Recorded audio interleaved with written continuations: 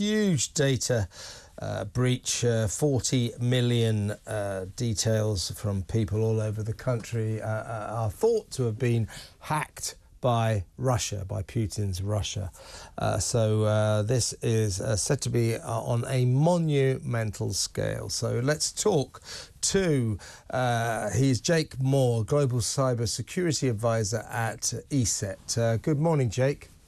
Good morning, Kevin. 40 million details from 40 million citizens thought to have been hacked by Russia.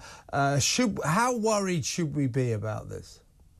Well, this is a huge story. The fact that the breach went undetected for 15 months is what is most worrying here, more than what I would say is collateral damage of our data being released, because our data gets caught up in data breaches daily, weekly, just all the time. We keep hearing about it. And the data, name, email address, and home address could most likely be found through dark web forums. But actually, in this case, what scares me is actually the fact that they were effectively doing a recce on the government networks for all that time, working out exactly where they could cause a potential secondary attack and potentially even affect elections in years to come. And if we're pointing the finger towards Russia, this isn't the first time they've interfered with democratic elections. So, yeah, this is a worrying thing, and the government just need to, once again, be reminded they need to pump more resources, more money in protecting these systems. OK, as I understand it, according to the Daily Mail, the criminals were able to view electoral registers with the names and addresses of at least 40 million people registered to vote between 2014 and 2022. Aren't I allowed as a British citizen to go to my local town hall and ask for the electoral register? I believe I am, aren't I?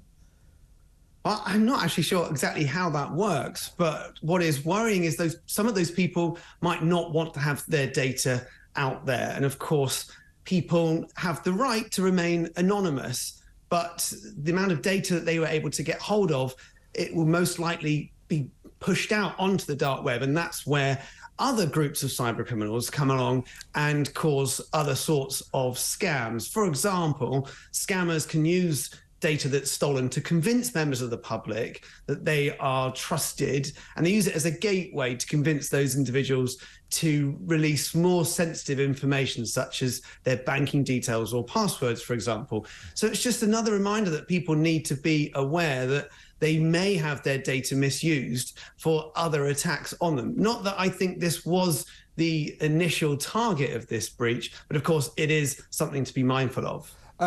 So what could, let's assume, certainly a bad actor would have done this. Let's say it's probably Vladimir Putin. What could he do with all this information that he's gathered? What damage can he do to us because of this information?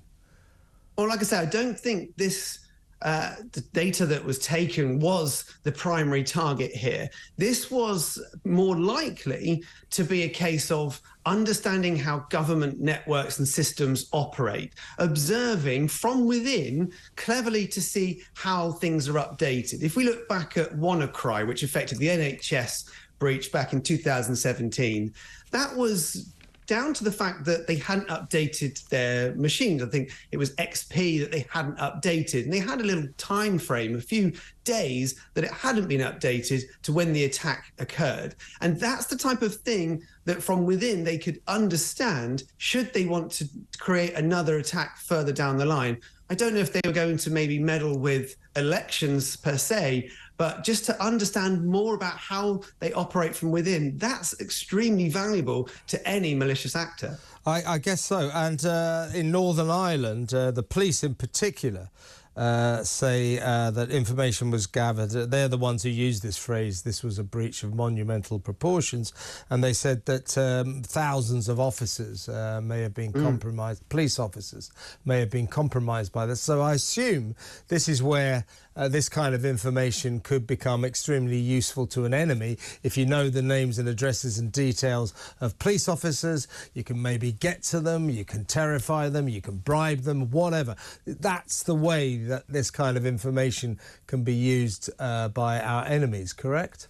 Yeah, so data is a currency. And of course, by using that to manipulate people is very powerful, especially when people want to remain private. And of course, police officers are desperate to keep private online. I used to work in the police force, and most of my colleagues, although if they had a social media presence, they would change their name and try and keep private. So this data being released in a freedom of information request, which is rather normal, but on this scale, I think it seems like we've got some human error behind it, not related to the first story here, where they may have released all of this data in a time frame. Now, if that has been captured by a bad actor, most likely it will be, and put on the dark web and then maybe used to sell to bad actors, then we've got some serious issues there. And once our data's out there, it's impossible to retract it. Yeah, I don't think that Putin is a bad actor. I think he's a very good actor. He plays the role of a proper national leader to perfection, and that's sheer pretense, obviously. So here's to him in that endeavour. But great to talk to you, Jake. Thank you very much for your time. Jake Moore, their Global Security, Cybersecurity Advisor at ESET.